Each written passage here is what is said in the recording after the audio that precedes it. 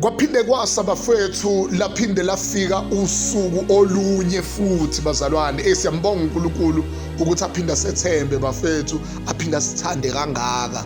Kuningi obekungasivimba ukuthi sibe ingxenye yalolu suku, kodwa wathi uNkulunkulu angiphinde ngibanikeze ngoba kunezinto ekusafanele bazifeze, kunezinto ekusafanele ziphumelele, kunezinto uNkulunkulu abhekile kithi, kunezinto ezisaseyisikweleti thina ekufanele sisikhokhe ngenxa yokuthi uNkulunkulu ubekile kithi kube khona izinto esizenzayo. Siyambonga uNkulunkulu bafethu nakulolu suku lanamhlanje kuLesine umhla ka-21 May 2025.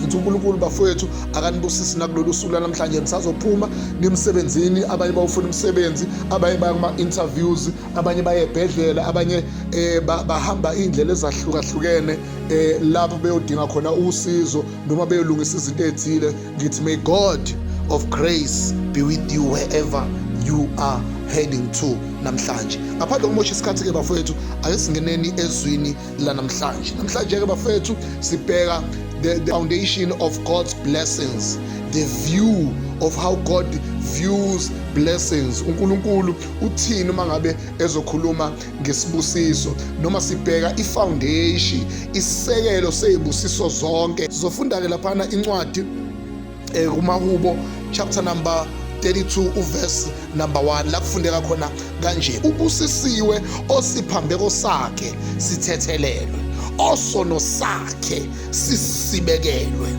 Ubusisiwe osiphambeko sakhe sithethelelwe, osono sakhe sisibekelwe. Kanti masibheka i-NIV ithi blessed is the one whose transgressions are forgiven, whose sins are covered. Ay, bafethu. Amplified, blessed in brackets, fortunate, prosperous, favored by God.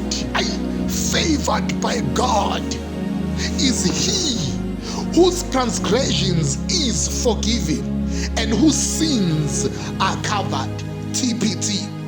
What bliss belongs to the one whose rebellion, whose rebellion has been forgiven, those whose sins are covered by blood.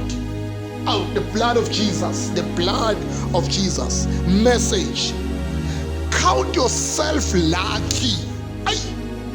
How happy you must be. How happy, how joyful you must be. You get a fresh start. Your slates wiped clean. May God bless his word this morning egameni lika Jesu. Amen. Ayibafethu lelizwi leli angifuni ukulichaza kakhulu, uyalizwa. Kodwa iyodwa into engifuna ukuyisho. Thina njengabantu indlela esibuka ngayo isibusiso, sazi ukuthi umuntu mangabe nento ethile ephathekayo ubusekile. Sazi ukuthi fanele ube nemoto ukuze kuthiwe ubusekile. Sazi ukuthi fanele ube nomuzi omkhulu ukuze kuthiwe ubusekile. Sazi ukuthi fanele ube nemali eningi ebhenki ukuze kuthiwe ubusekile. Bathi ubusekile ngoba naku ushadile. Bathi ubusekile ngoba naku unebhizinisi elihamba kahle. Bathi ubusekile ngoba naku ingane zakho ziphumelele. Bathi ubusekile ngoba naku wena zonke izinto zikhambela kahle. Kodwa lokho ke it's not the start of the blessings. That is not the foundation of the blessings. But those ones are the results that you are already blessed. Those ones are the results ukuthi wena ubusekile.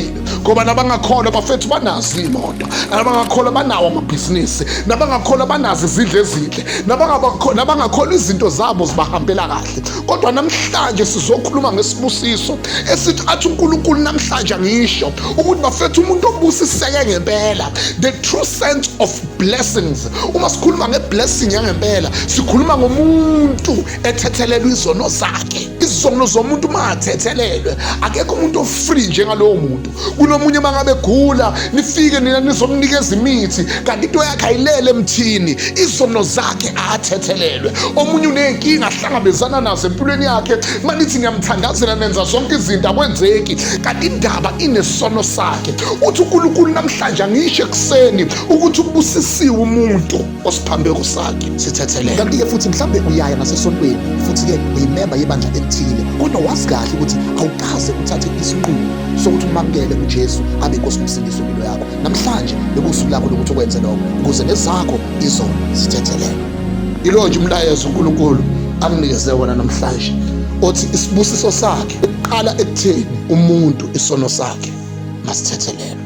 God bless you bafethu, uNkulunkulu anibusise.